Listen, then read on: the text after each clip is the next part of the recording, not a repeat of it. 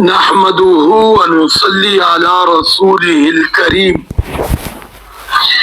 أما بعد فأعوذ بالله من الشيطان الرجيم بسم الله الرحمن الرحيم متكئين على سرر مصفوفة وزوجناهم بحور عين والذين آمنوا واتبعتهم ذريتهم بإيمان ألحقنا بهم ذريتهم وما ألتناهم من عملهم من شيء كل امرئ بما كسب رهين صدق الله العظيم.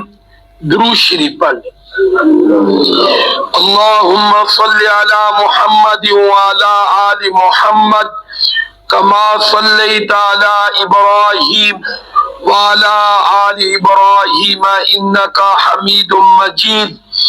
اللهم بارك على محمد وعلى آل محمد كما باركت على إبراهيم وعلى آل إبراهيم إنك حميد مجيد. اللهم صل على محمد أفضل الصلوات. 27واں پارہ دوسری سورت الطور 27ویں پارے کی پہلا رکوع اور پہلے رکوع کی آیت نمبر 20 اور 21 تلاوت کی گئی ہیں. بڑا ہی اہم مضمون، متقیوں کے لیے خوشخبری والا مضمون ذکر اللہ رب العزت فرما رہے ہیں. گزشتہ آیتوں میں کھانے پینے کے بارے میں تھا اور آج آیت مبارکہ میں فرمایا متکئین علی سرر مصفوفہ، یعنی وہاں جو صوفے سیٹ بیڈ وغیرہ ہوں گے وہی رونے والے ہنس مسکرا رہے ہوتے ہیں، وہی خوشیوں کے ڈیرے ہوتے ہیں. کیا شاندار، تو ایسا ہے یا نہیں؟ کیا کبھی ایسا ہوا کہ یہ چیزیں ماضی وہاں سے ساری چیزیں ختم ہو گئی، انسان ختم ہو گئے، تکیہ لگانے والے ہوں گے. اللہ کی قدرت کو سمجھنے کے لیے ان تیسری مثال انتہائی آسان، سب میں اور آپ مسلمان بچھائے گئے ہوں. عید الاضحیٰ کے موقع پر سامنے لاکھوں جانور قربانی کرتے، فرمایا کہ آپ اب کے کروڑوں میں بات ہے پوری دنیا کو اگر لیں تو کیا جانور ختم ہو جاتے ہیں؟ کیا عید کے بعد کوئی گوشت ملنا بند ہو جاتا ہے؟ حکم نہیں ہو. کیا کہیں ہاتھ اٹھا دیے گئے کہ بس بھائی آپ تو ختم ہو گئے؟ نہیں، یہ اللہ کی قدرت ہے.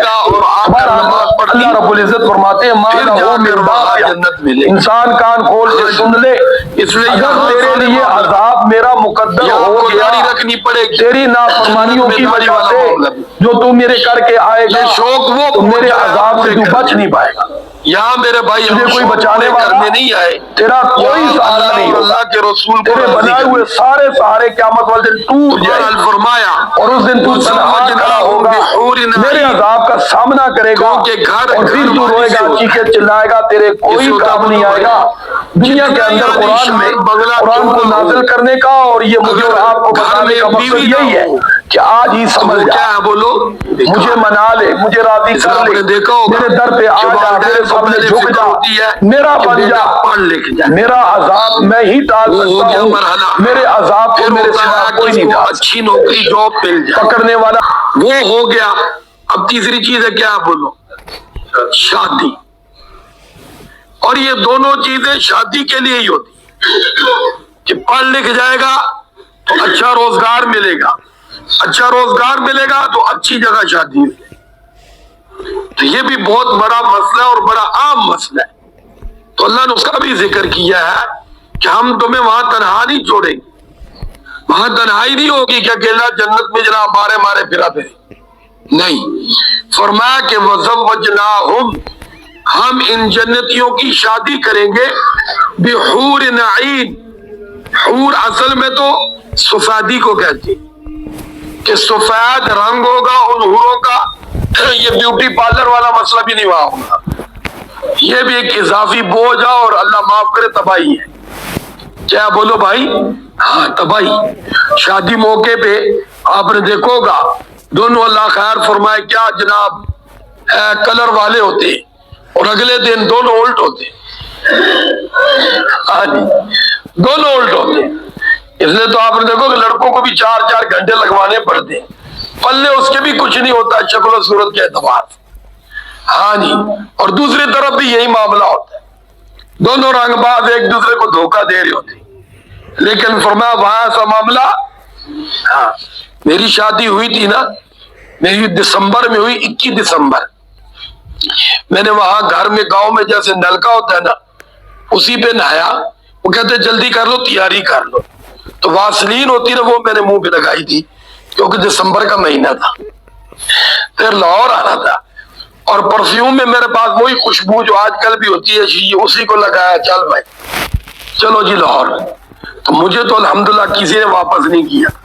ہاں جی، بار الحمدللہ تعجیز بن نعمت کے کہتا ہوں، آج بھی ریکارڈ پہ بات موجود ہے.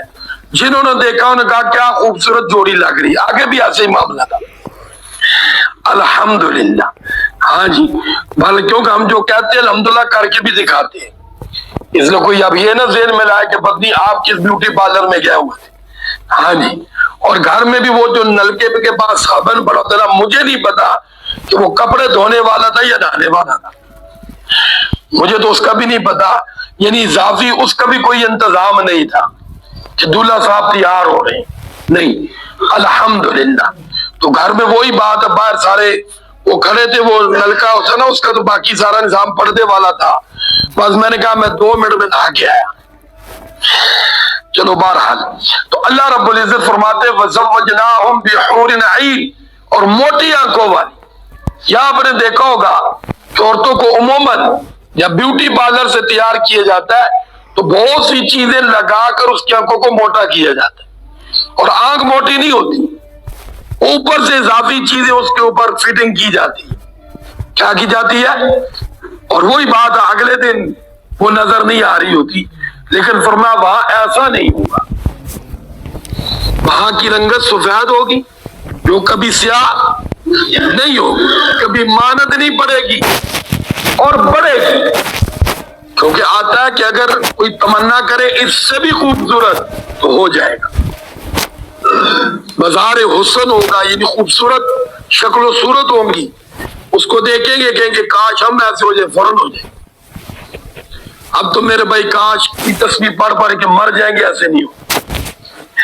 دنیا میں کوئی تمنا کرے نا کاش میں کیا ہو جاؤں، ہو سکتا بولو بھائی نہیں. اب جیسا ہے اسی پر ہی صبر کا. ہاں جی، اس لیے سے آگے بڑھنا ہے تو پھر جنت کے لیے کوشش کر. کس کے لیے کوشش کر بولو؟ اس لیے یہاں نہیں کچھ ہو سکتا، جو مرضی ایٹی چوٹی کا زور لگا لے. ہاں جی، یہاں اگر کوئی سفید ہو سکتا تو ہمارا چودھری اقبال ہوتا. ہاں جی، نہیں میں پوچھے ہے. ہاں جی، تو وہ پوچھ لو دیکھو لو جعفر کو لو، اب جرا رگڑ رگڑ کے تھک گیا. ہاں جی، تو دیکھ لو نیچے وہی کلر ہے جو میں نے 19 سال پہلے دیکھا. تو اس لیے ایک مثال دے رہا ہوں. تو یہاں میرا بھائی سفید 10ویں کر لے، کلر وہی ہے. تو وَزَوَّجْنَاهُمْ بِحُورٍ عِينٍ، موٹی آنکھوں والی، اور کیا ہوں گی؟ سفید. لیکن یہاں ایک اور بات بھی ذہن میں رکھ کے روایت میں آتا ہے کہ سفیدی شرط نہیں، جیسی جنت والا چاہے گا ویسی ہو. گندمی رنگ بھی آتا ہے. حضور صلی اللہ علیہ وسلم نے معراج کے موقع پہ ایک نوجوان حور کو جنت میں چلتے پھرتے دیکھا جس کا رنگ گندمی تھا، سفید نہیں تھا. پوچھا حضور نے جبرائیل سے یہ کون ہے؟ کیونکہ آتا ہے کہ جنت کے اندر تو حوریں کیا ہوں گی؟ سفید رنگ کی، اس کا گندمی رنگ ہے. تو بتایا گیا کہ یا رسول اللہ صلی اللہ علیہ وسلم، یہ آپ کے چاچا زاد بھائی حضرت علی المرتضیٰ شیر خدا کے بڑے بھائی حضرت جعفر طیار رضی اللہ عنہ کی بیوی ہے. اب یقین ان کو گندمی رنگ پسند تھا تو اللہ نے ان کے لیے جوڑی کون سی لگا دی؟ ہاں یہ بھی آپ ذہن میں رکھیں. اور حضرت جعفر رضی اللہ عنہ جنگ موتا کے موقع پہ شہید ہوئے، ظالموں نے ان دونوں کے بازو کاٹ دیے. حضور نے فرمایا میں نے جنت میں ان کو فرشتوں کے ساتھ اڑتے ہوئے دیکھا کہ اللہ نے ان کے بازوؤں کی جگہ پر لگا دی. تو اس لیے بہرحال وہاں جیسا کلر انسان کو پسند ہوگا اللہ ایسا عطا فرمائے. پھر فرمایا والذین آمنوا. اب ایک اور تیسرا مسئلہ ہمارا بڑا اہم ہے، وہ بچوں کا ہے. بیوی بھی مل گئی، اللہ کرے ہاں جی یہ ہمارے نصیب میں ہو، تخت بھی مل گئے، بیڈ شیڈ بھی ہو گئے. تو اب ایک چیز کیا ہوتی ہے، بولو اولاد. لیکن وہاں تو اولاد والا سلسلہ نئے سلسلے سے نہیں ہوگا، وہاں ڈلیوری والا معاملہ. لیکن اس دنیا کی اولاد ہے نا، یہ وہاں ملے گی. اللہ نے اس کا ذکر کیا لیکن شرط ہے. فرمایا والذین آمنوا، وہ لوگ جو ایمان لائے، اور واتبعتہم ذریتہم بایمان، فرمایا ان کی اولاد نے اپنے والدین کی اتباع کی، یعنی اولاد بھی ایمان لے آئی، اور ماں باپ بھی نیک، اولاد بھی کیا ہے نیک. اللہ فرماتے وَأَلْحَقْنَا بِهِمْ ذُرِّيَّتَهُمْ، ہم ان کو ایک ہی جگہ کر دیں گے، ملا دیں گے ان کی اولاد کو ان کے ساتھ. ان کو یہ غم نہیں رہے گا، ٹینشن نہیں رہے گی پتنی وہ کدھر ہے، پتنی ان کا کیا بنے گا، پتنی ان کے ساتھ کیا ہو رہا ہوگا. بلکہ یہاں تک آتا ہے، اور یہ تو یہاں مسئلہ ذہن میں رکھیے، جو نابالغ اولاد ہے، نابالغ، وہ والدین میں سے حدیث شریف میں پاک پیغمبر صلی اللہ علیہ وسلم فرمایا جس کا دین اچھا ہوگا نا والدین میں سے، نابالغ اولاد اس کے ساتھ لگا دی جائے گی. یعنی باپ متقی تھا، ماں بچاری گڑبڑ میں رہی اور اللہ معاف کرے جہنم میں چلی گئی، تو بچوں کو ماں کے ساتھ جہنم میں نہیں داخل کیا جائے گا. کدھر بھیجا جائے گا؟ کن کو؟ نابالغ بچوں، نابالغ بچوں کو، کیونکہ یہ مکلف نہیں ہے ابھی، ان کی فعل عمل کی کھلی. لیکن جو بالغ ہو چکے ہیں ان کا اپنا معاملہ ہوگا. والدین جنت میں جائیں یا جہنم میں جائیں، اللہ ہر ایک کے لیے جنت نصیب فرمائے. تو بالغ اولاد وہ والدین کے تابع نہیں ہوگی، وہ اپنی فعل آپ. تو اللہ رب العزت فرماتے ہیں والذین آمنوا واتبعتہم ذریتہم بایمان الحقنا بہم ذریتہم، وہ لوگ جو کیا لے آئے؟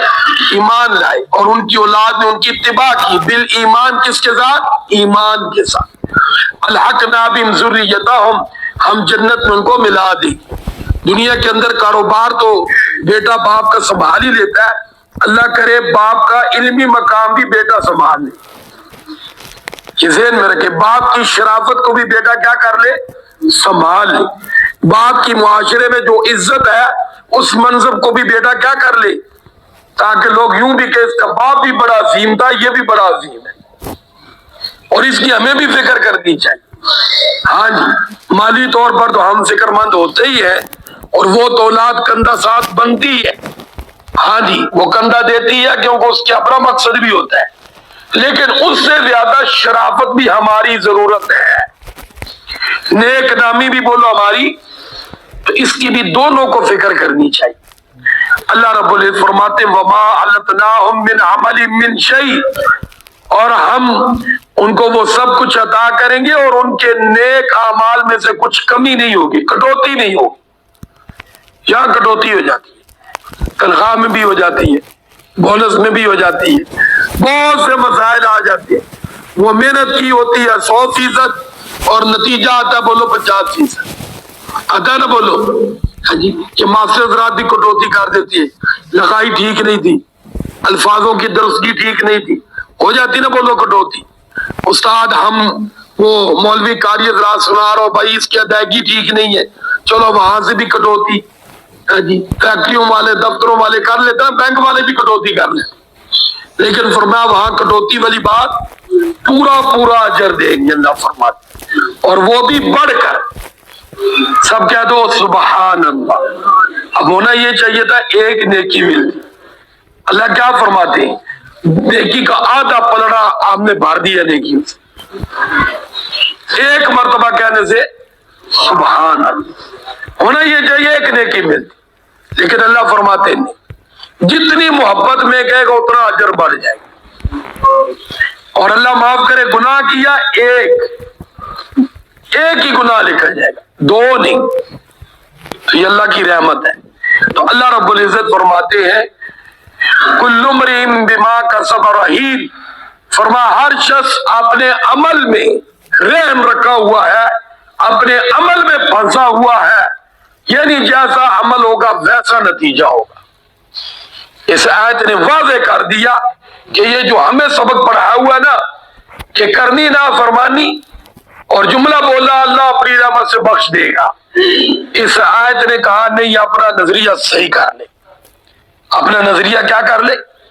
ہاں جی، بخشش کی اللہ سے امید اس کو رکھنی چاہیے جو بخشش والے کام کر رہا ہے، جو بخشش والے کام نہیں کر رہا اس کو اللہ کی پکڑ سے ڈرنا چاہیے، اس سے توبہ کرنی چاہیے، اسے کیا کرنی چاہیے؟